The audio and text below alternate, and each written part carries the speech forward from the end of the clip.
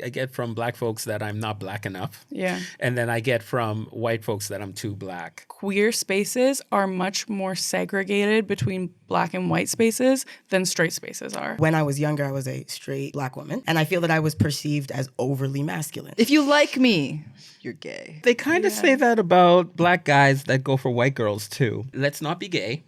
And everything's fine. When I have a good encounter with a black man, especially if he's straight, I walk away with a big smile on my face. Yeah. I love men. Do I hate all men? Lesbian spaces are very anti-men. What's going on, everybody? Welcome back to the Queer Collective podcast. I'm your host, Carbon. I'm Emily.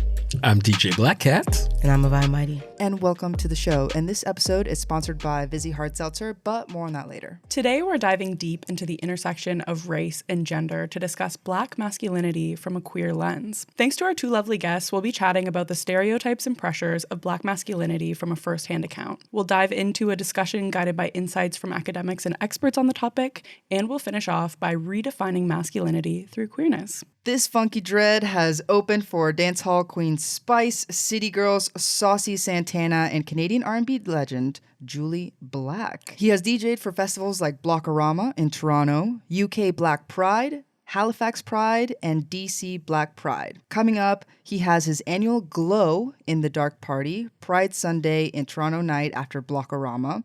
Plus, he'll be DJing UK Black Pride in August.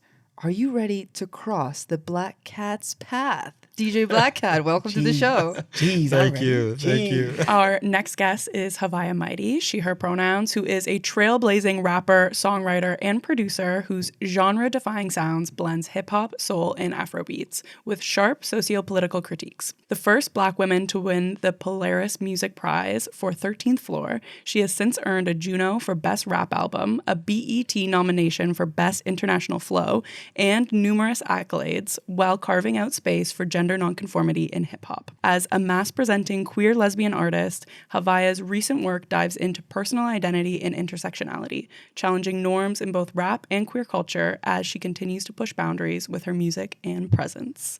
Haviah, welcome to the show. Thanks for having me. The first section that we want to jump into is surrounding stereotypes and the pressures surrounding Black masculinity. And our first question is for you, Blackcat. I'm wondering, can you start by sharing a bit about your relationship to masculinity growing up and like what messages you received about what it meant to be a man and specifically like a Black man? I didn't really feel that I was being told to be masculine growing up. It wasn't until high school. Yeah. So when I was growing up, I was just like a kid and I just did what I wanted to do, right? Mm-hmm. Like, as and I think should. about it, right? Yeah. And I didn't get the energy from my mom and dad or my brothers and sisters that I had to be a certain way to be able to kind of move through society. I was a soft kid, rough and tumble. I like to fall. I like to climb. I like to jump off of things. I was like that. But then, you know, come 4:00 in the afternoon, Wonder Woman came on and I was going inside to watch Wonder Woman. Yeah. And nobody was stopping me. And I never felt like I had to stop. There's plausible deniability with the boobs.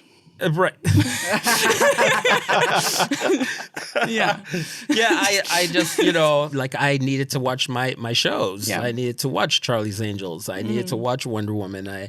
And these things were allowed. I never had my parents made me feel like I should be, you know, watching soccer or you know, I just didn't get that energy growing up. So they didn't crush the softness no, in you. They didn't. Yeah, which is amazing because for a lot of kids, especially like a lot of young men, your father is your first bully, like crushing whatever softness they see inside you. And I think that comes from a place of wanting to protect your kid from future bullying, of like, I need to toughen you up so that you're safe on the playground.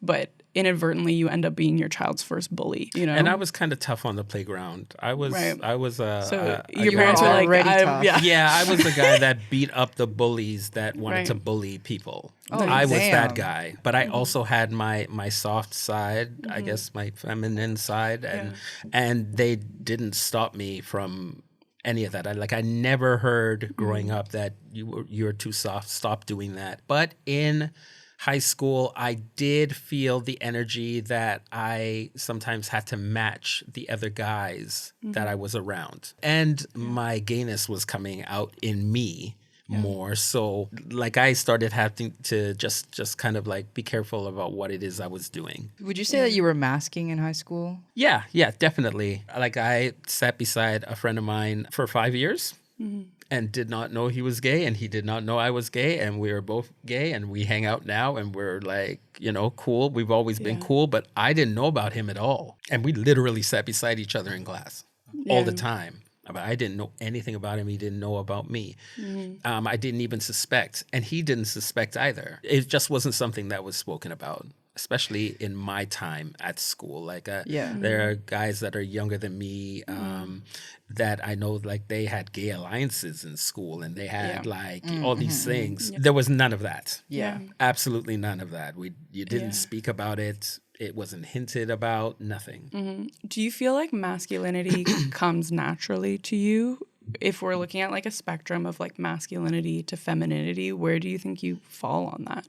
I literally think I fall in the middle. Yeah. Like, I really think that I'm like right there. I think it's like a switch. So if I find that I'm in a space where there are a lot of black men, cis black men, my energy will change. I know it will change. Is it a little bit of code switching? Yeah, because I just, just to be comfortable. But again, in this city, if you don't know that I'm gay, then you don't you've know. been under a rock.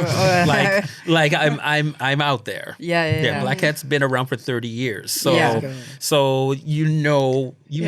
I was gonna say the code switching is really interesting because I think it's something that happens innately in your body. If you notice yourself changing to be around a certain group, I think it means that you physiologically know that you can't be fully safe around these people, or you are trying to protect yourself still in a certain way. So the ways that you are like making yourself more masculine to be safe around them, whether you felt like you were subliminally told this or not, or directly told this, it's like those messages did get through to you because that is still something that comes up for you. And you learn to protect yourself. Yeah. It's protecting yourself really, and 100%. You just find a way to do it, whatever kind of works for you. I feel like the high school experience is when we're so consumed in ourselves and being liked by others that we sometimes... The worst experience. I know, it's the worst. So we kind of forget to, unless you're like really cool and whatever, you kind of forget to question the things that are happening around you, and you're like, oh, I guess that's just like what's happening, and like that's the standard. But what would you say on average was like the way that Black men in high school acted? Yeah, the standard was, generally to aspire to be tough, or at least the cool Black guys were probably like on the tougher side, or like were on the basketball team or something like that. And the guys that weren't like that, there might be comments that might be made if he wasn't more dominant in some sort of area. I don't know if it would be over masculinity because I was there at that time. So like I was probably also indoctrinated to be like, oh, like that's like a regular Black guy. Yeah. And then if it wasn't that, then it's like, oh, like he's like a softer Black guy, or like he's a sensitive Black guy, right? But so I think the standard probably would be like not necessarily, but like like boys will be boys type of energy. But I also didn't operate with a lot of gender norms in my own mind. I think that I learned it. Like I think that when I was in my home and growing up, like I was a tomboy, quote unquote, whatever that is, and I dressed like a little boy, and I don't think anyone really made me feel like I shouldn't. So it was going to school. It was really like more so grade 6, 7 and onward where I realized, this is not attractive. There's like a standard. There's a standard. And so that same standard of like those guys that fall into that standard of like a cool guy, maybe he's cute, like, but he doesn't think you're cute. Like you're not going to fall into that bracket. It's like he thinks you're a homie, not like a date. Oh yeah. And it was like, I was thinking about this the other day. It was the weirdest thing, right? Because it's like the times are different. Right. Back then it was grade 7, and there was this thing where, consent is so important. I just want to put that on the table. But like there was this thing where everyone was just like smacking each other's butts. It was the thing. It was a thing, and it was like and pantsing each other. Yes. Yeah. That was grade 8. I did remember. that was grade 8. In grade 7, everyone was. It was like the boy girl thing, right? It was like a way to be like, ooh, like it was almost like that was the way. I of like flirting. you. Yeah. And so I really wanted to be involved. Yeah. Touch my butt. I wanted to be unconsented. I don't know how to say this, but I wanted to be part of it. I wanted to be included because everyone was doing it. And I'll get you on the way out. But it was just so funny realizing that like I felt uninvolved because it was like nobody I wasn't. Like nobody breached my boundaries. And so I therefore knew that I wasn't attractive. It was like a very interesting thing to like think about and to think about now, where that would be like an absolute ridiculous thing. It's like you're being excluded from the thing that like you would normally want to be excluded from. But like, because everyone's doing it, you're like, ah. But I do remember that maybe creating the structure for me being like, fuck them anyway. You know what I mean? Because I was like, the worst part being like some of those guys be your homies. And I did play basketball with them. So you play basketball with them. But then when it came to that sort of social thing, like they won't make eye contact, or like you have to put it together. Like you have to do the math. Yeah. Even going back to the scripts that we saw in high school, I definitely, from what I was observing for men, it was if you showed any kind of femininity, you would have the potential to be labeled as gay. And that was like every guy's biggest fear of people seeing some kind of softness or femininity within you and then you being labeled as gay. This podcast is proudly sponsored by Vizzy Hard Seltzer. Over the last 5 years, Vizzy has supported our mission to authentically and positively represent the entire LGBTQ2S+ community. And with Vizzy's vibrant flavors, you can follow your own vibe. Be bold, be flavorful, and above all else, be yourself. Plus, Vizzy only has 100 calories and 1 gram of sugar per can. Cheers! Must be of legal drinking age, and please enjoy responsibly. And now, back to the episode. What was your experience, Blackcat, like in terms of those scripts you were seeing in high school? I had a big brother in high school, so you were safe. yeah. I guess I was. Never really thought about it that way, You didn't but have to. yeah, like my big brother. We were both cool. Like I was a cool kid. That makes one of us. Just you, buddy. It's just you. I was a cool kid. People wanted to be my friend. I had lots of friends. They were always at my house. Sounds like a DJ. Yeah, true. Right. So that's why sometimes me being different didn't matter.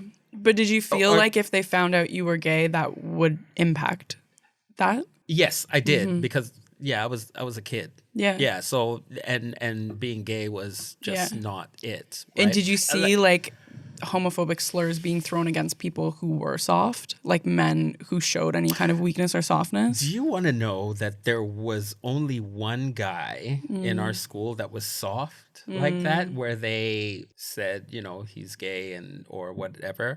There was only one guy, and he actually did not care. Again, he was cool because everybody Uno reverse. They didn't ostracize him. He was not left out of things. He was actually put into things. The insults I don't know if he him. realized he was so out there, but it didn't matter what they had to say to him. Yeah. Now, I'm saying this from the outside looking in. He may have been going through trauma, through all of that, and just was able to put on a good face. Yeah. But when he was in front of us and when we were in school, he was a part of all of the things that were cool, and everybody cheered him and that kind of thing, right? But you always knew, for the most part, it wasn't cool. It's almost like my ex-boyfriend, he lived at Jane and Finch. And don't give us his address. No. Can I get a social insurance number? But I'm just saying. He gets home from work. Dox him. No, I was just to say that, Jane and Finch is not the most gay-friendly area. Right. Okay. But he was very gay in this area. Mm-hmm. And it was fine because everybody in the area knew him. He didn't feel like he couldn't be himself. He didn't feel like he had to switch. He didn't feel those things. And I feel like that is something that happens with a lot of Black people in general, right? They look at homosexuality or trans people or queerness as something that's completely wrong. But if they know somebody in their community that is that way, they don't bother them. Yeah. My dad, 3 things my dad said me growing up: always go to school, or always go to work, love your family, and don't be gay. Okay. Those were the 3 things. I got 2 out of the 3. Yeah. I Close. did. Let's not be gay, and everything's fine, right? But my dad loved Elton John, Right. Yeah. Okay. right? Yeah. Loved his music, had all of his albums. It's the comfortability that you have as a person to the person that is gay or queer or trans Right. sometimes. Because he was cool. To be able to accept the person in he your thought community. he was cool. Yeah. My dad thought Elton John was cool. So because my dad thought it didn't matter anything else. He's okay. Yeah. And I know he's gay, but he's fine. I mean, the one thing I will say for anyone who may be younger and still experiencing bullying, because that is a really hard situation to go through, is bullies can like smell fear. It's about getting a reaction out of someone as well, and like hinting out their weakness, and you saying that person was cool and they didn't care. It's like that is a way to respond to a bully sometimes, is like not giving a shit. I mean, when we were working at a haunted house, you could smell fear on people. That's true. You really can. Yeah. As a haunted house employee, you start to get as really Pennywise. good at knowing which ones at knowing are going to freak who's out. my target. Yeah. Right, right. Some people can't switch it on and off, right? You're just outwardly, you're a gay In that man. case, you got to can't weather the And storm. you have to figure it out. Yeah. And maybe your way of figuring it out is just, but then you come home and you're like tired because you've had to figure it out all day. Exactly. Code switching is not easy. Showing up every day as something that you are not takes a lot of energy, and it's exhausting. Yeah. Well, Haviah, I know that you mentioned in the last podcast that you've taken on a little bit more of a masc presentation lately, and that you notice people's, I guess, energy towards you switch a little bit. Noticing from people's reactions changing towards you, how do you think those shifts connect to broader ideas or stereotypes about Black masculinity? When I was younger, I was a straight Black woman. And I feel that I was perceived as overly masculine. I felt like I was not the first pick generally for guys, especially Black men. Did you feel like you were like battling your masculinity growing up and like trying to present like a little bit more feminine? And your shift to a more masculine presentation is actually just you being who you wanted to be the whole time? Yeah. Like, because I think when you start realizing that certain things make you set apart, you try to find ways that are still you to fit in. And so that was, sorry, Omega, but I used to steal Omega's clothes, especially when I started getting a little figure and one thing, little hip and one thing. I was like, oh, well, I'm more feminine now. But it just was so not me. And even when I started to find my ability to embody femininity more so in my clothing and stuff like that, and this is all in my mind because I embody femininity just fine, but this is just what I was thinking back then. I just was comparing myself to other girls who were just doing it better, doing it right, and also from the male gaze, and I was dating men, and it just didn't all click, you know what I mean? Nothing was fitting. Yeah, but I think the energy that I carry is, I guess we have to include societal norms, but it is more in alignment with what we associate with masculinity. And so therefore that's why I think I started to find more comfort in that coming expressively through clothes and stuff like this, and then also through who I date eventually when I was brave enough to do that. And then my ability to connect with women, I felt like the visibility with women became very high, extremely high. As you started to dress masculine. And date women. I felt like the visibility that I had with dating women was way more than the visibility I ever had with men. That and specifically Black women. They were you waiting found your for audience. you. I was brewing. And then I felt like with men, they could no longer see me in that lens. So then I would be bro only. Yeah. And I even have some experiences where I felt like I saw someone or experienced someone having conflicting concept, like they were clearly attracted, but they couldn't. You know what I mean? Like one of those. Yeah. So I think when it was they're just like they're gay a little, or they're a or little not gay. even that. I think it was just more like, oh, like this is a pretty person, but I know I'm not supposed to like that. Yeah. Like but that means they're a little gay. If you like me, you're gay. I don't know. That's interesting.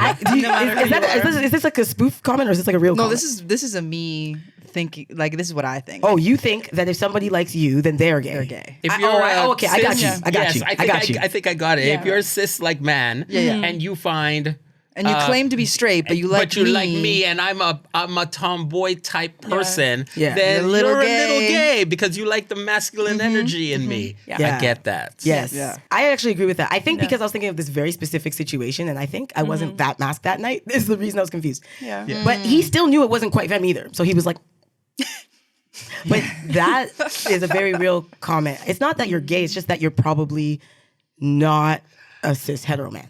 Exactly. Well, that's what I'm saying. You're a little gay. Just a little. You're on the spectrum. You know what's The gay funny spectrum. is that they kind of say that about Black guys that go for white girls too. Really? Yeah, they kind of say that Black guys that go gay? for white girls you can switch hit what's them. the backing behind that? Because How does it connect? Because white women don't browbeat or get on black men. And what did you just say? Like they don't what they say, and I don't say this. You're not co-signing. But what gay boys will say is that when you see a black guy with a white girl, chances are you could get him to switch to a black guy. Oh, shit. You could get him to sleep with a black guy. And How come? Don't ask me why this is, but I think it's more to do with the fact that black women will not tolerate that.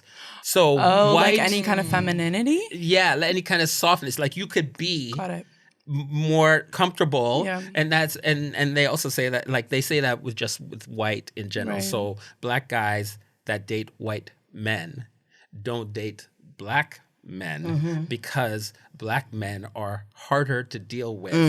And so they deal with a white person because white people tend to encourage or be nicer to you. More relaxed.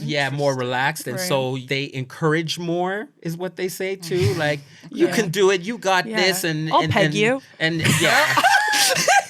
I was gonna say, let's talk about it. Let's boundaries. We'll try anything.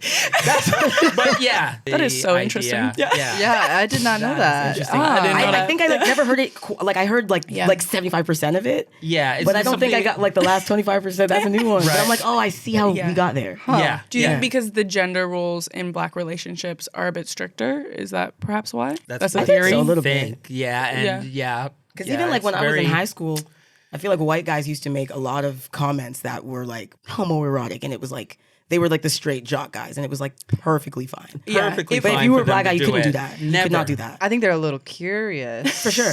Yeah, I think so. And they're like, but I'm straight, no homo, bro. Yeah, you know. For sure. Wait, would you say that black women hold a certain masculinity standard as well, or in terms of them dating men? Yeah, or women actually. Yes. I would can too. We dive into that a little bit more? I'll let you answer the question, but I would say it too, but I don't. I definitely think that like when I was coming up in high school, like the standard of a guy, a boy, a young black man is like, in general, it's like you're supposed to be you do masculine things, and like you should know how to change a tire and all these breadwinner things. Yeah, breadwinner, and just like the girl is also learning this as she's coming up, and she's like, oh, so this is the cute guy, and oh, this is the guy that can't do for me, and so you learn. So she's looking for that protector, and if her examples are the same as his examples, they have the same example of what they're striving for. He's trying to be the thing that she's trying to have, and when I started dating women, I think I went a little bit into a little bit of an extreme of feeling like, oh, this is what it is to be the more masc presenting person. Yeah. And I date predominantly black women, and Or you say predominantly? I've only dated black women, actually. So I just wanted to test you there. Yeah. Yeah, but my experiences would only be speaking to, I guess, what their viewpoint was, but I did feel the need to embody certain roles. And I learned very quickly, I was like, oh, this is...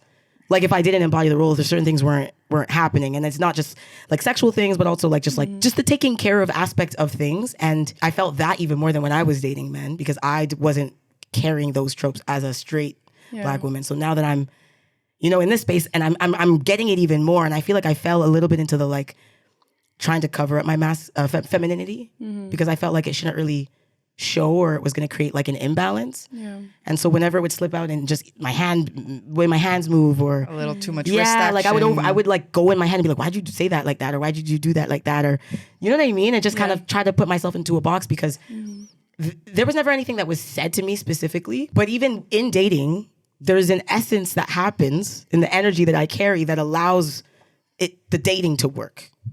And a big part of that is the masculinity within the energy that I carry. Like it connects with the femininity of somebody else's. And so there's obviously something that we were both taught over time. Yeah. We falling into that structure, and then it makes sense. Still, that masculinity is what creates that inherent connection. Like when I'm dating somebody, like she's still responding to these things in a way that makes me think of heteronorms, in a way that, you know what I mean? So the way that we've been taught to flirt with each other. I found in starting to flirt with and hit on other femme presenting people, I have had to like lay alone at night and envision it in my mind. You know what I mean? Because I am very much used to that same dynamic of flirting with people who embody like a really big masculine energy. Because even like coming out of the closet, like those were the women that I would date.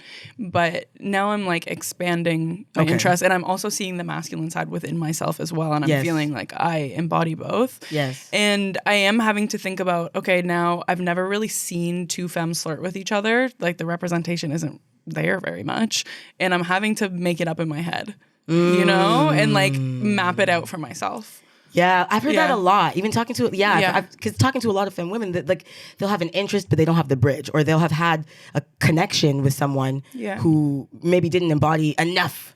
That's the conversation I get a lot. It's like, a lot of times people don't have enough of the energy that I'm looking for, and I've been fortunate to always be enough. But I don't know where that line is necessarily. Yeah. But I know that enough is like probably the same thing that the guy is feeling the pressure to embody to the straight woman. Yeah, like there's some sort of societal norm we're all kind of conditioned within. We're all doing it, right? Yeah, we're all doing it at some point. Even when we're trying to break it, like it's a bit innate, and I try to be more conscious of it. Because even when it comes to like me being more masc presenting and then dating a masc, I get this question all the time, and I'll always say I would never not.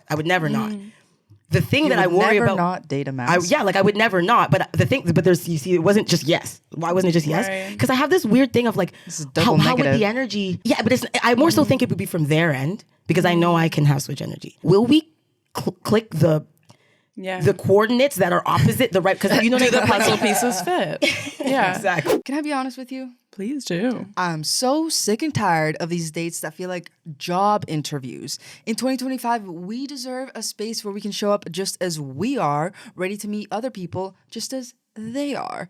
So lucky for you, on Field, you have the breathing room to explore your desires. Think open relationships, cuddling, being a brat, and find communities that share your interests. Think D&D, tennis, zine making. Free from ads and completely independent, this is the place that draws curious, playful, and open-minded people, the ones that you have been looking for. So if you're feeling curious, there's a little preview of what dating on Field has been like for Emily. Field is the only dating app where I don't have to hide parts of myself. As someone who's both kinky and polyamorous, most platforms make dating feel like a job. Shifting through profiles, decoding vague bios, embracing myself for the moment I have to explain my relationship structure, unsure of how it'll land. But here, transparency isn't just welcomed, it's expected. It's built into the culture. I can lay everything out in my bio, no pretense, no softening, no waiting for the right moment to disclose. And the best part, I know I won't just be tolerated for it, I'll be celebrated. There's something liberating about not having to ease someone into who you are, whether it's naming the dynamics that make you feel most at home or exploring desires that might be too much elsewhere. Field creates space for honesty from the start. It means no second guessing, no unnecessary filtering, just a place to show up as yourself and trust that you'll be met there. So get out your phone, go to the App Store or Google Play and download Field. That is FEELD.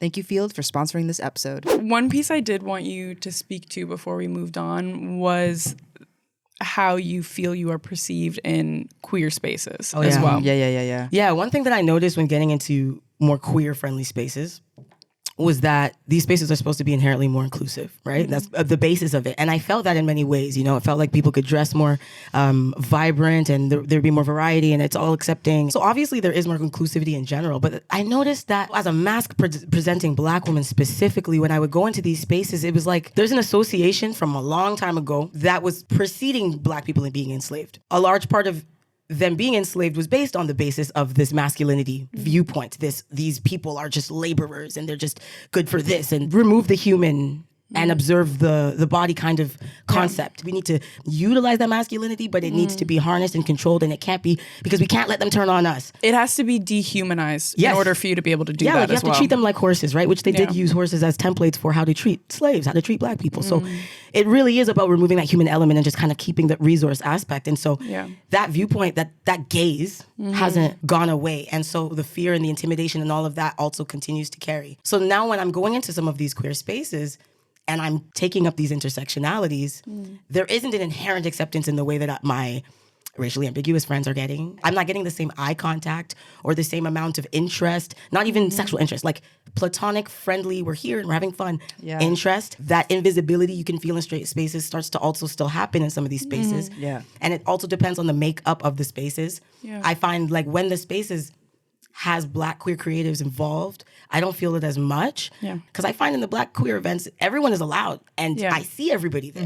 But in the events that aren't catering to Black people or Black queers, then there's like no Black people. It just doesn't feel as accepting for me for sure. You can still feel and see that like certain things like the music, like you don't really hear hip hop music. You know, in some of those spaces. There's a divide. There's such a divide. There's a big vibe divide and shift when you go into a space that is catered towards like POC and Black people versus, I'm not going to say like catered towards white people, but like not really taking Black people and into account. Like queer Mm-hmm. spaces that aren't inclusive of Black don't feel reflective of Blackness. Yeah, there's a reason why white people flock to a certain type of party versus another. And like you said, the ones that are catered to Black people, you see everyone there, but they have a certain vibe.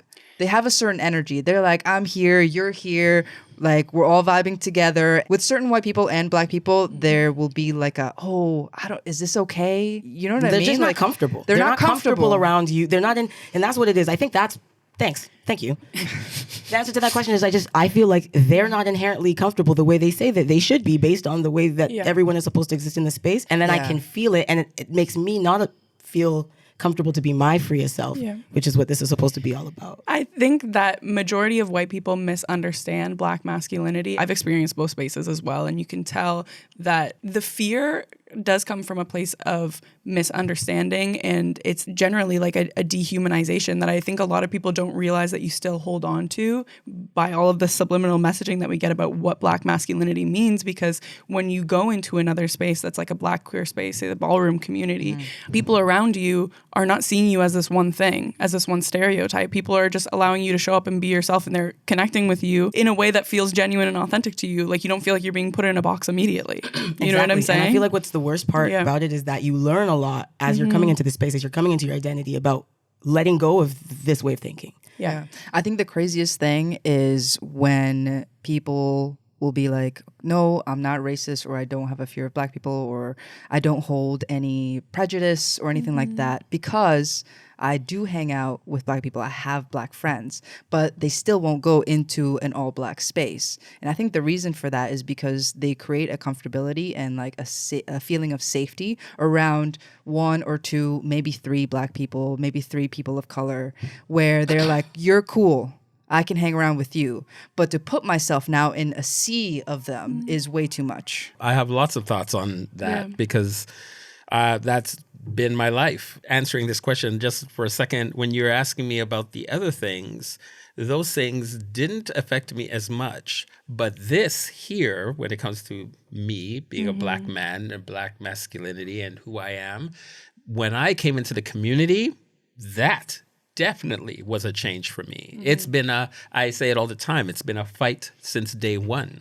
I fought for 30 years in this community to be seen, to be able to do what it is that I do and not be erased when white DJs came up and tried to do what it is that I do. For the first 20 years of this ride, there were not many other Black, queer DJs in the community. So I was getting hired for everything because I did something that the community needed, but none of the white DJs were doing it. There were no other Black gay men doing it. I was the popular guy doing it. So I got a lot of work from that.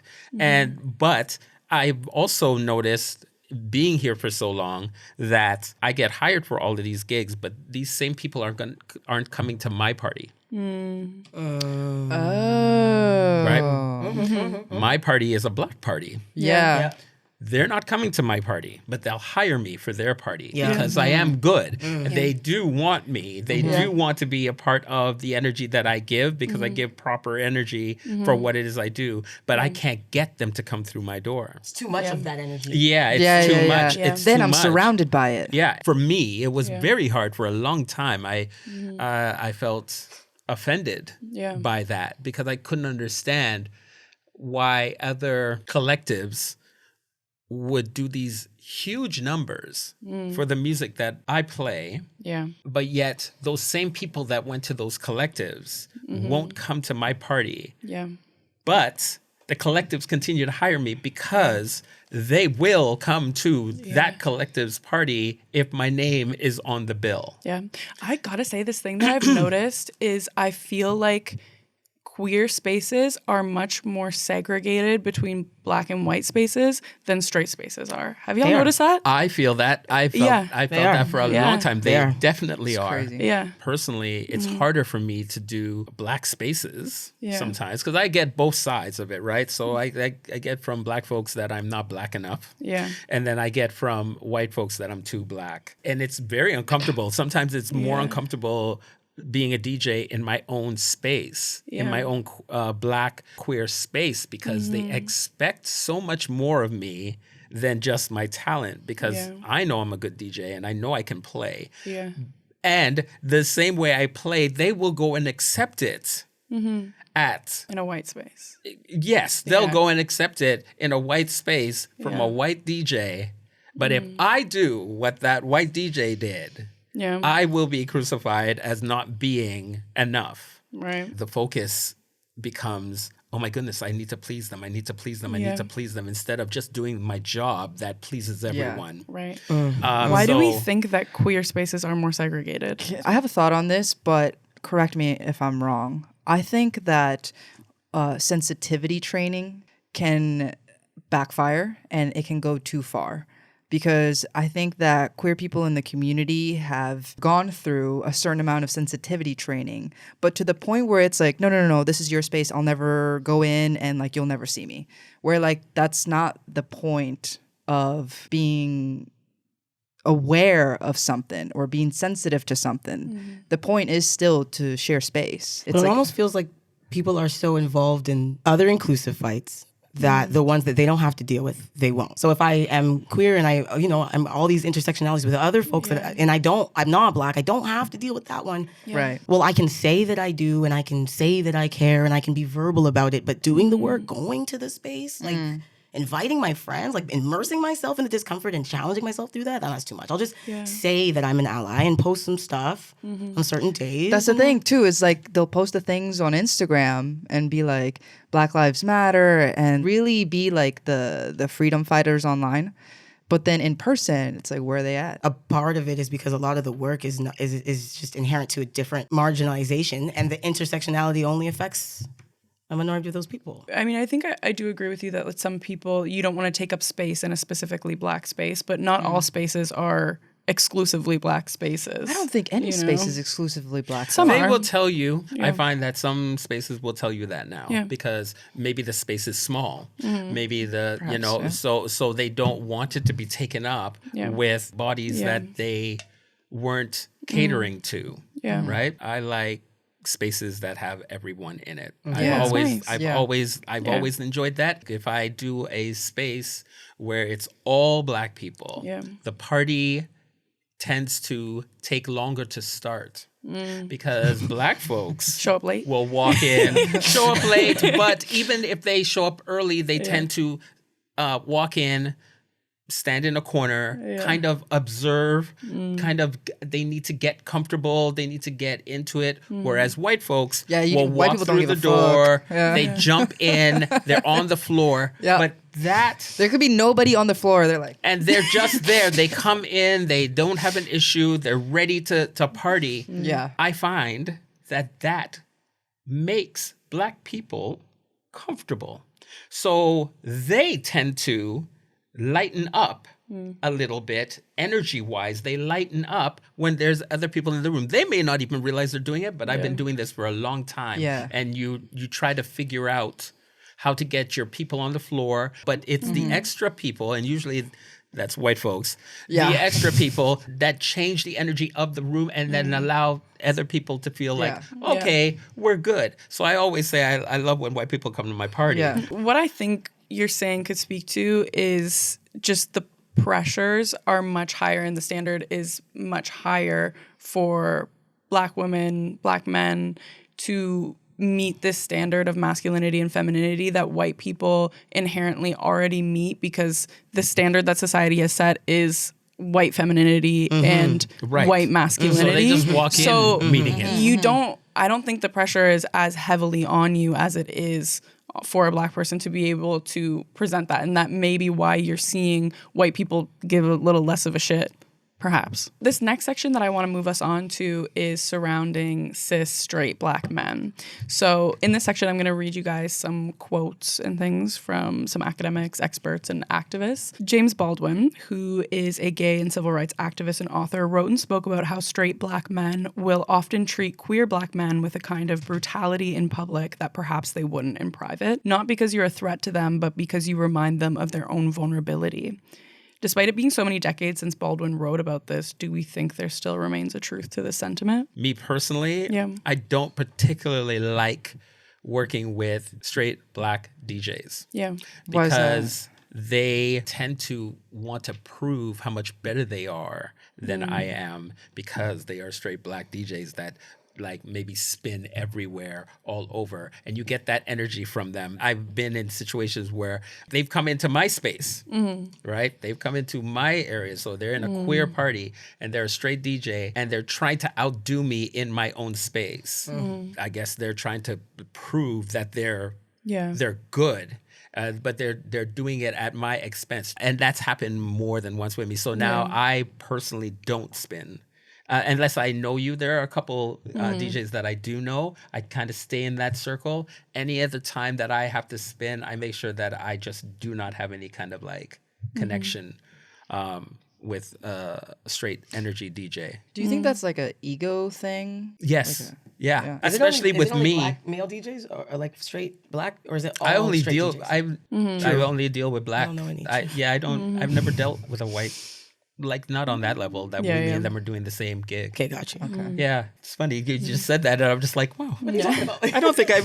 They don't exist to me. Yeah. I don't think I've ever DJed with a white DJ that was straight. Yeah. Right. Yeah. Wow. It is interesting though that earlier you brought up the feeling that you still do need to code switch in front of like straight Black men as well, you know, and I think that is speaking but I don't do it in community. Like Black men that come into community and are DJing, or it's if I'm different. doing, like if they're I don't in the code queer switch. space, you know that you're a safe person. You code switch. 100%. Yeah, I'm not doing that. I definitely don't do that. Absolutely. At all, because you're not gonna make me feel of course away not. in my own space. Absolutely not. Absolutely. So another thing I want to share, feminist Barbara Deming states that I think the reason that men are so very violent is that they know deep in themselves that they're acting out a lie.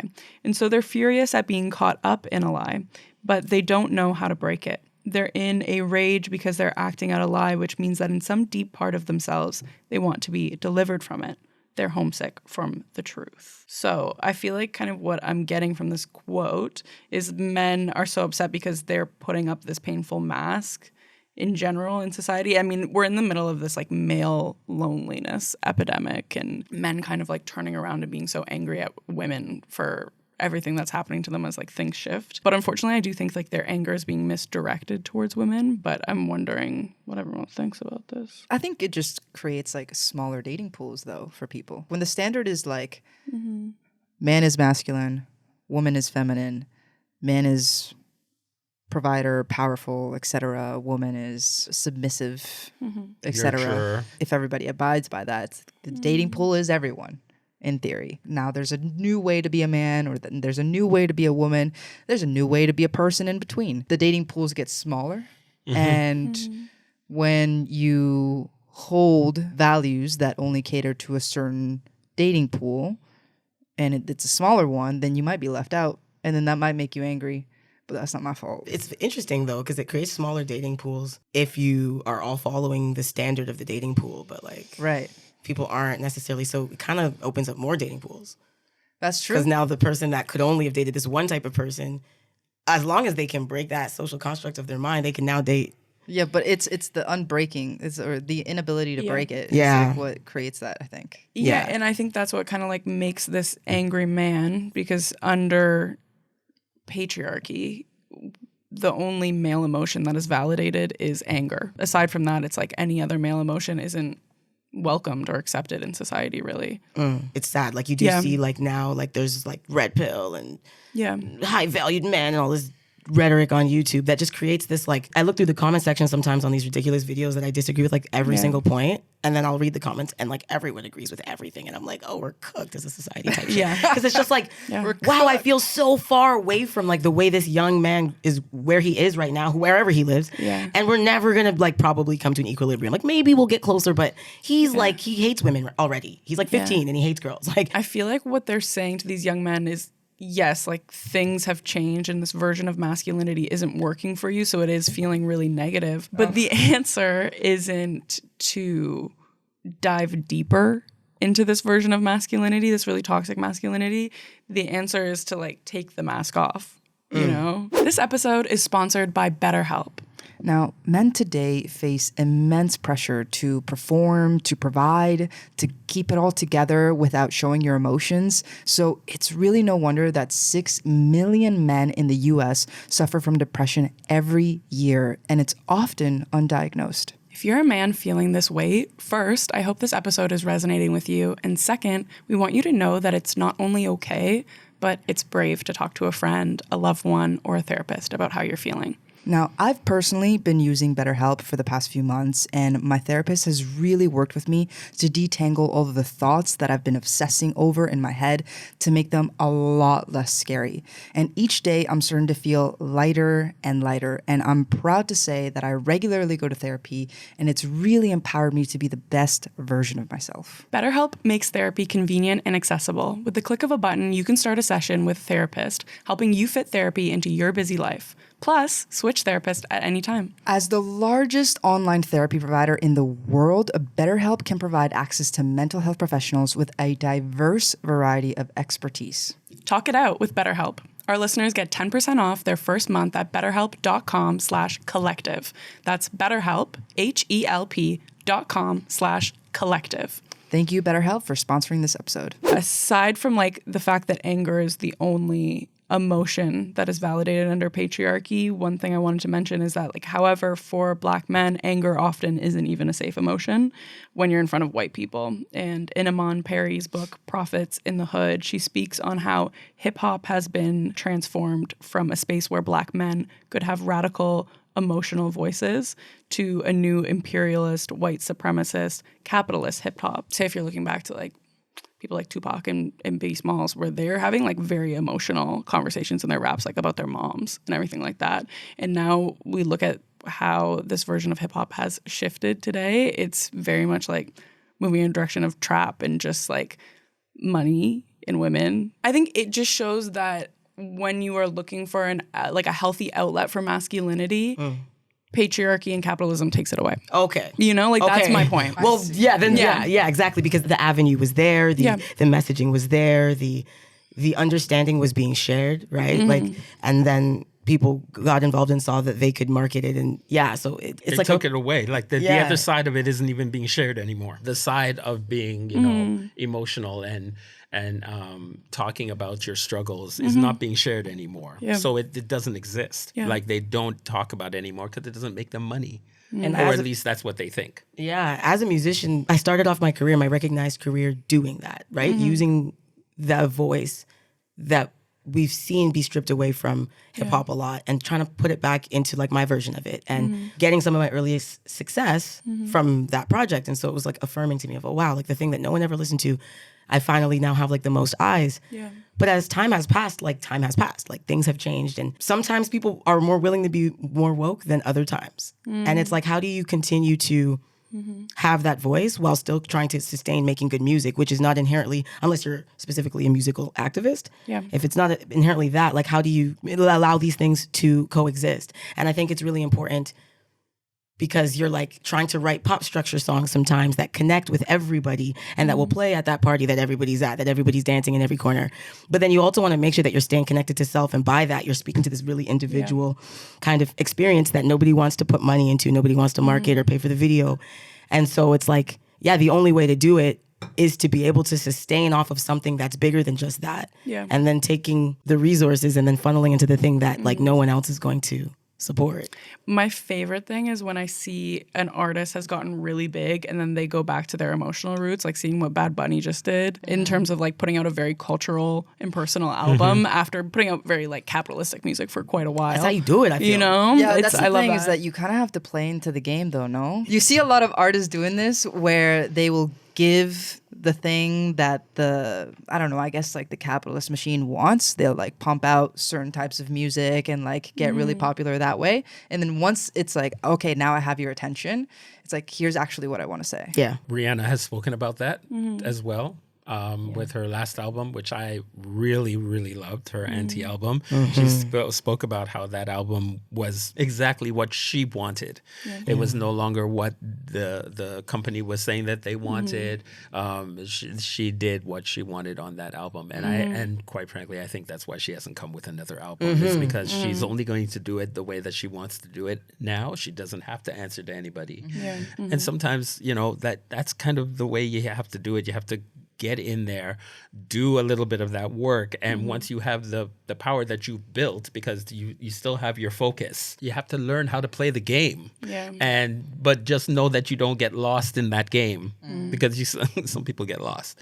You really can't get nowhere in this day and age if you don't play the game, because you don't have that power yet. You don't have that collateral that you can then put up yourself. And when you put up your own collateral to do what it is that you want, that like really says a lot to what you are as an artist. Absolutely. Yeah, I mean, Rihanna's onto like every other side quest except for an album. Except for an album. Being Smurfette now, actually. Yeah. She knows what she's doing and she doesn't care. Like she'll come to it when she comes to it. So we spoke a bit about the angry man, but author and academic Bell Hooks believed that to create loving men, we must love men.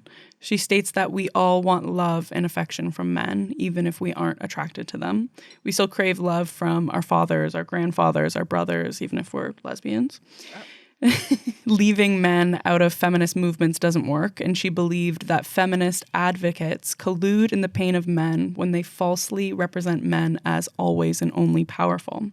I have a quote here from her book, The Will to Change, Men, Masculinity, and Love. And she says, "Men cannot change if there is no blueprint for change. Men cannot love if they are not taught the art of loving. It is true that many men are afraid to change. It's true that masses of men have not even begun to look at the ways that patriarchy keeps them from knowing themselves, from being in touch with their feelings, from loving. To know love, men must be able to let go of the will to dominate. They must be able to choose life over death. They must be willing to change." I thought it was a very powerful quote. Wow. That's good. I love my dad. I love men. Yeah, and yes. Period. I think some people confuse, though, loving men with enabling men. Right. In their vices and the things that they do wrong. Everybody does things wrong. But I think loving men also means giving healthy criticism to men. It also means supporting them. It also means holding them when they're down. But they also have to be willing to like put that wall down, put that guard down, and not succumb to the pressure of like they have to be on and together and perfect all of the time. Yeah, I think loving means calling someone in rather than... I think a lot of us hate men these days. I think that's a lot of women, for that's sure. like I think a that's big you. thing I've noticed actually when like entering the queer space, and I vehemently fight it. Yeah. I vehemently fight it. Like my dad is I love you so much, Dad and Mom, but my dad is a great example of like Mom's okay. no, I just want to make sure they're She equal. get But mad, yeah. I really love the representation he gave me as like a Jamaican man who like is very, I guess, quote unquote masculine, but he's also so extremely sensitive. And so growing up with that balance, and then I have a younger brother as well who, takes after my dad. It's very easy, I guess, based on my lived experience to love men innately, not the patriarchy parts. And then like, oh, boys, I will hold you to that standard so much because I love you. And so when I entered the space, I was like, oh, everybody, but I don't subscribe to that, because when you come to my shows, like my DJ may be a man, there will be straight men in the crowd. One of the biggest things I noticed was existing in different spaces, and you're like, wow, the people in these spaces would hate the people in the spaces. Lesbian spaces are very anti-men. I try not to overspeak someone else's whatever, because I don't know what experiences led you to where you are. Yeah. But I wrestle it vehemently in my own life, and I make sure, like when I have a good encounter with a black man, especially if he's straight, I walk away with a big smile on my face. Yeah. Because it just affirms me because I'm community first. You walk into a new space that helps you understand yourself more, but then you realize that now within your community, people understand each other less, and you're like, whoa, what the fuck? So for me, it's like, it's important to me in my existence as Bayesian, Canadian, Jamaican rapper who values all parts of myself to try to remove the ignorance, at least in my own life, of those things, and allow the parts that actually coexist within me to coexist in a space, right? Because if you were going to go to like an event, some of those intersectionalities wouldn't feel safe going into the other space, and it makes sense based on the history and whatnot. But because I'm existing as all of these things, I'm in a time frame where it feels like, oh, is this the cusp of change? It's like I want to try to make sure that representation is seen more, where there isn't this inherent divide of like, these are black queers and then these are black people, but obviously they don't talk. Like, no, they do. Yeah. No, they do. I want to create safety within that. Of course, I don't want to just be like, throw everyone in a room and it's not safe. Yeah. But yeah, it has changed for me over the years, because when I first came out, I did parties where women and men were in the same space, and I guess we still do have that in Toronto, but I found that elsewhere they don't do that. The first time I came across it was DC, when I went out to DC to this club called Blackcat. Funny enough. Oh, really? Yeah. That's wild. That was pretty crazy, but I couldn't go in because they wouldn't allow men there. Oh, damn. Why can't I come in? Because this is a woman's party. I see. And I literally couldn't come in. It was the first time I had ever come across that. I'd never come across it in Toronto at that point as yet. And I just thought it was just really weird for me, because I love women too, and I want them to be at my parties, and I want to be able to party with them. I just feel like the party is better when there's women in it. It is. You know, like you feel strongly about that, huh? Funny. I didn't say it for that reason. But I kind of that. So that was the first time, and then I was going to Atlanta.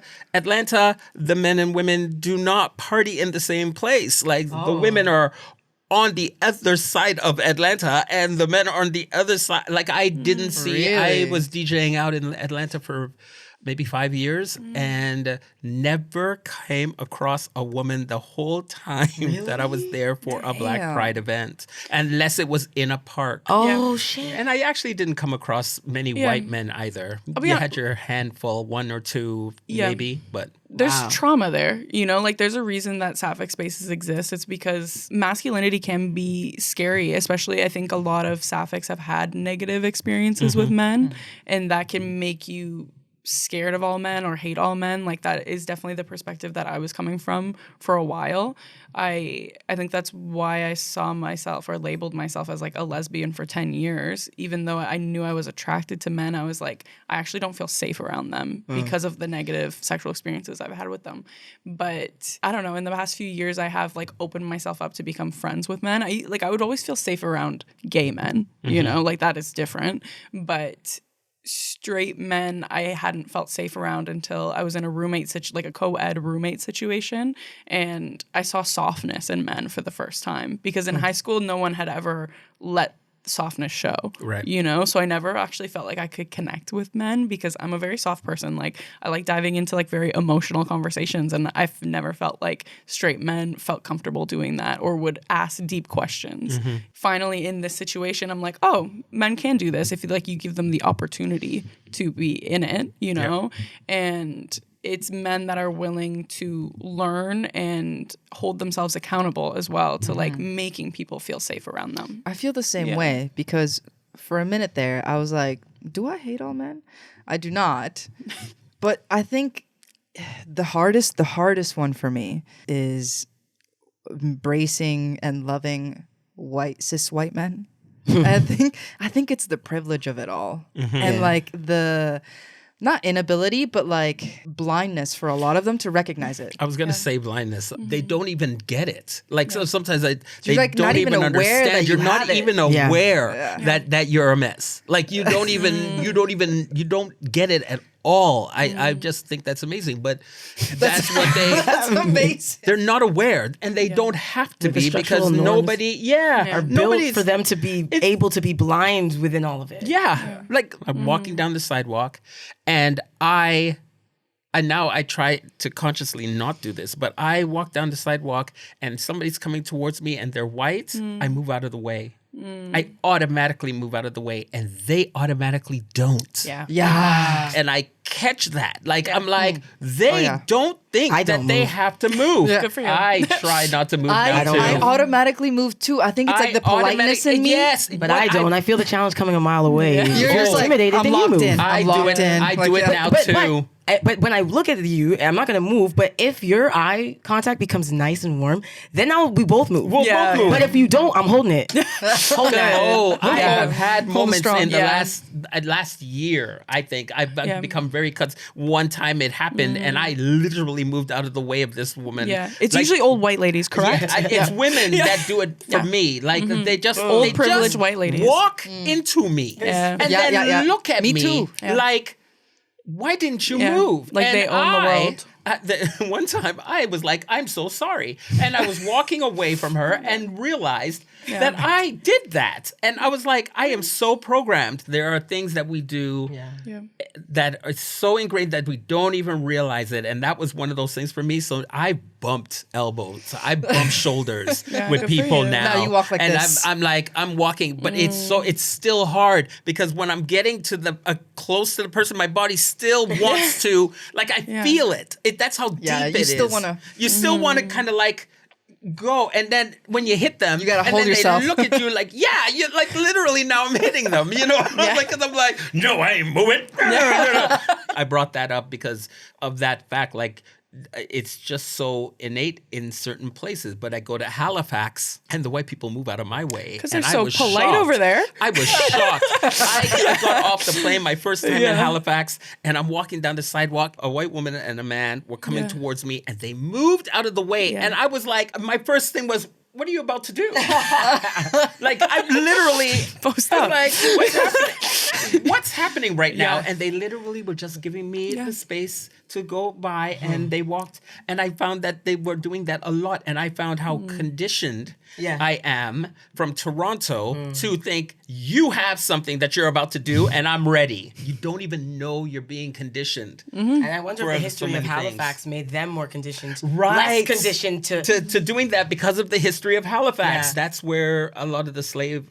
This is where the first Canadian slaves ended up. That's where Haviah was, and and they do a lot of like history and knowledge behind it. So like they're aware. Whereas in Toronto, they're not aware and they don't care. So we spoke a bit about toxic masculinity, and this new section that I want to jump into is healing and redefining masculinity through queerness. I wanted to share a quote first from Kevin Powell, who's an author and activist. And they shared this quote in an interview with Bell Hooks. They said, I was in a group of 11 fraternities over the course of 2 weeks, and I asked them basic questions. I said, what's a man? Y'all know what they said? Accountable, responsible, leader, etc. All of these different things. By the time they were done, I said, well, you just described my single mother. Now can you tell me what a man is? Yes. Oh my goodness. I felt that. So what is masculinity? We all know people in our queer communities who are struggling right now to make rent, to pay for school, or even find a job. But did you know there's almost no statistical data on economic issues facing 2S LGBTQ plus people in Canada?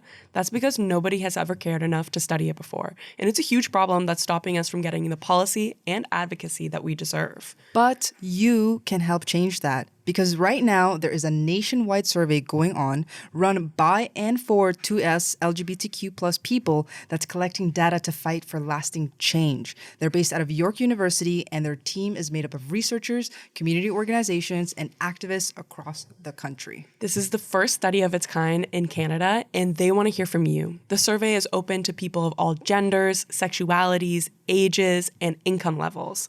And everything they collect will go towards helping community organizations and governments support 2S LGBTQ plus people. So if you want to make history, head to the link in the description right now, share your experience, and as a bonus, you get a $15 Amazon gift card as a thank you.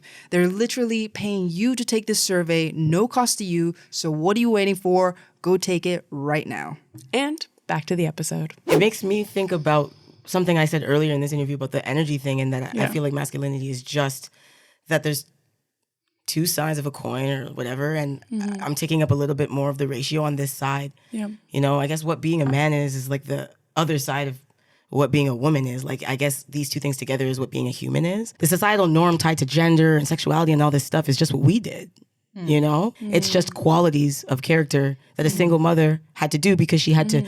The child needed these things, and not even a single mother. Many women embody these of course. traits. Yeah, you know? well, of course, exactly. Yeah, like it isn't necessarily what a man is, and I think that is where people can take lessons from queerness as well. That being a man doesn't necessarily have to mean anything. You know, it means whatever you want it to mean. But I think one thing that it does feel very real is masculinity and femininity. When we say we feel we embody both, it's like we have an idea of what masculine is and an idea of what feminine is, and they do feel different. Because it's energy, and and energy is real. It's all of the things that people attribute that to, and what that means about what you're supposed to, whatever, like all of that stuff is, I think, what confuses it. But energy is inherent. I look at my sister's nephews, and like these two boys have completely different temperaments. Like they have an essence to them that they didn't choose, and I'm sure it will continue. And that's their energy, you know. Yeah.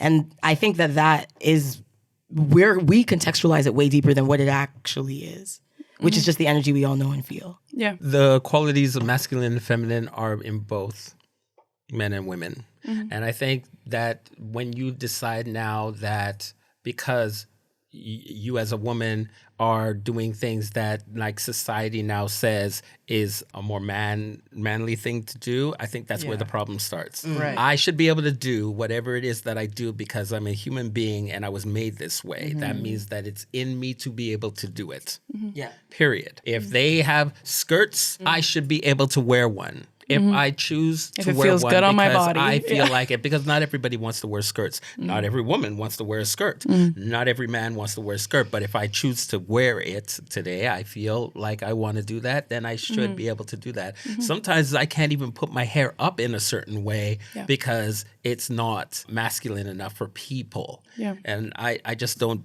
I try not to believe in that. I think the world just likes to put you in a box, and I've never really appreciated it or catered to that box.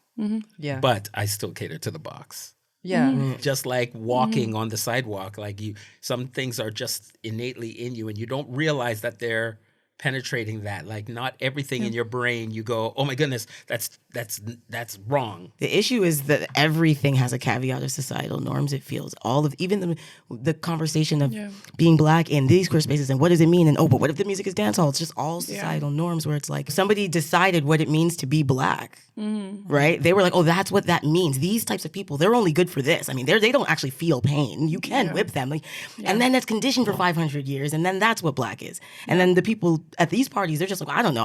500 years told me that that's what you are, and I just don't know about it. Just not sure. And same with sexuality, same with all these things. It's not a problem. Yeah. The energy is just the energy until someone is like, and that means it doesn't mean anything. Just let people be human, you know? And I think that's also why I decided I'm non-binary, is because like seeing all these boxes, I'm like, I just want to unsubscribe personally. I love that. And I also, I do feel that my pronouns is she, her, so that's why I go by she, her pronouns. But I've never been asked what my pronouns were until I look different. Yeah. You know? So I think it's very important for me that I don't feel like these other I guess confusions to other people change the gender that I have. For me, that's not where it goes. So I like to stand on the fact that my pronouns are she, her, because I also want people to know that exists, as well as, like, just because I'm different, that doesn't now mean I'm not or can't be a girl. I feel the same way as you do, and I feel like I am breaking that structure by choosing to keep she, her, and identifying as a woman, and then being like, but it can also be this. Yes. You know? I like that. So I do drag. I've done drag, but there is no drag of me on my social media. And that's because of my parents and the masculinity, femininity thing. Like, I don't want my parents now to think, oh, I want to be a girl. I shouldn't even worry about that. Right? I shouldn't even worry about that, but I do. So you can be the person in your mind that fights against that kind of stuff, and you may do it in your life, but you don't do it everywhere because it's coming at you all the time for everything. Then you have to go within yourself and say, okay, which are the things that I'm going to fight to do and which ones am I not going to fight to do. Pick your battles. You pick the battles. And I chose that I don't really want my drag-ons online like that for my parents. I think they know because it's just been a long time and my sisters know, so chances are my parents know, but I still don't put it up online for that reason. There's not many people that can tell me what to do. My mom and dad can tell me what to do. I'm not afraid of what they think because they know they know pretty much everything, right?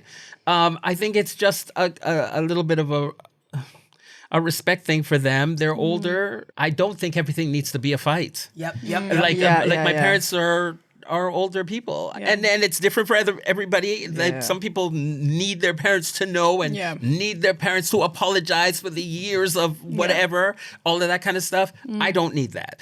I will not be able to sleep knowing that I just cussed my mother and father about the fact that I am a gay man and how dare you not treat me right for how many years, and I had to go through all of this stuff and no, and then have my mother at home feeling terrible about herself and about her life when she was only brought up in a way that she understood at that time. Like she didn't have a blueprint either. She was only going by what she was brought up in, just like we are now. We know certain things and we're changing how we think about certain things. They did not get that. I feel what you're saying because I feel very similarly about my parents and how much they're involved in like the queerness of it all, which like majority of my life is queer. It's on the internet. Like I have a queer podcast. Everything, almost everything about my life is like very queer. And they're aware of that. But I don't need to be fighting them on it all of the time. I feel like you have to make it is exhausting, but also you have to make peace with the fact that you were raised differently, also a different time, a different era, and even a different country. With all of that in mind, it's like I still want to have a relationship with you, and this is what that looks like. And sometimes a happy ending doesn't mean that you hold hands. And walk down the parade. Exactly. Come down the parade with me. Like, no, that doesn't mean happy to me. The fact that they are proud of what it is that I do as a DJ in community, and that they can smile about that. That's and happy they love ending. you. And they love me, and they care about me, and they care about what it is I do. And my dad asks about what it is that I do when I come by the house, and he's like, "Oh, so are you doing this and this year?" Like these kind of questions and conversations that I could have never had. 20 years ago. That's a win for me. Like I don't need you to stand up on a stage with me and say, "This is my son and he's gay and I love him." Now if you did that, I'd probably be a bucket of tears. But I don't need that. I know who it is that are my parents. Like, you know what I'm saying? Like, and I love them for that. When you know someone's nature, you're not going to get disappointed when they don't do something that is out of their nature. Don't look for certain things. This next question I wanted to ask is, what does non-toxic masculinity look like?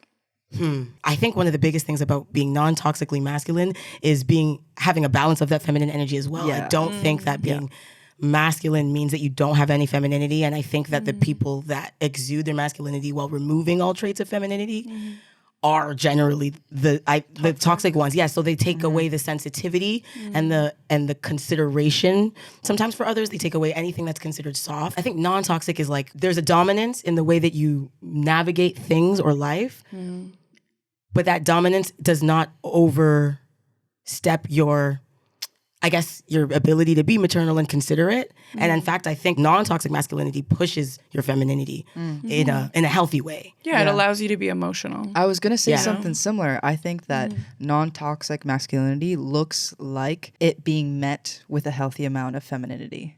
Because you can't have one without the other. And when you suppress one or try to kill one versus the other, that's when you get the toxic anything. And for me, masculinity, does represent qualities of like being strong, being independent, being confident and sure of yourself and pushing for more, etc., while also not letting the ego get too ahead of itself and still being soft, still being nurturing, still being willing to learn, being willing to take criticism. And that is the balance in a human being. You can't have one without the other. I was going to say just being human. and just allowing things to be a part of you, not shutting out the feminine side of you, not shutting out the masculine side of you, just meeting it when it comes to you, taking it in. To me, toxic masculinity feels like acting hard, and I think a regular amount of masculinity comes to you, but acting hard without regard for your own feelings or the feelings of other people, that can feel toxic, and taking up too much space in an environment. With no emotion. With no emotion or no regard for other people. Yeah. Just big and nothing. When I'm in my masculine, it feels like I'm in my strength. I'm in my power. I think there is a different way that like you sit, that you take up space and body space. But I really like what you said, Haviah, about it being non-toxic masculinity is like allowing both energies to flow within you without fear of them, and just like, I don't know, accepting it. I also feel when I'm in my feminine moments, I feel strong in those too, right? Like I feel, I don't know if There's masculine is and what emotion. I feel, but like even yesterday we were we were out on the road, and I tend when we're going down flights of stairs, I tend to walk to the side because I feel like that's just the way you're supposed to do it, and I feel very strong walking to the side and getting to the bottom, and like I feel very like nobody can tell me that I'm not a man. It's like, a different kind of strength, though. Yeah, you know what I mean? Yeah, I think because you look at your mom is so strong. You know what I mean? Yeah. And I think I'm also really feel like I embody a very maternal energy as well. Like I love taking care of people. I love holding space for other people's emotions, and I feel like that has a lot of strength in it as well, but it's like an emotional strength. It's toxic to say that only women can do that or only men can do that. You know what I mean? Like that's an inherent trait of a woman, or that's an inherent trait of a man. Like I think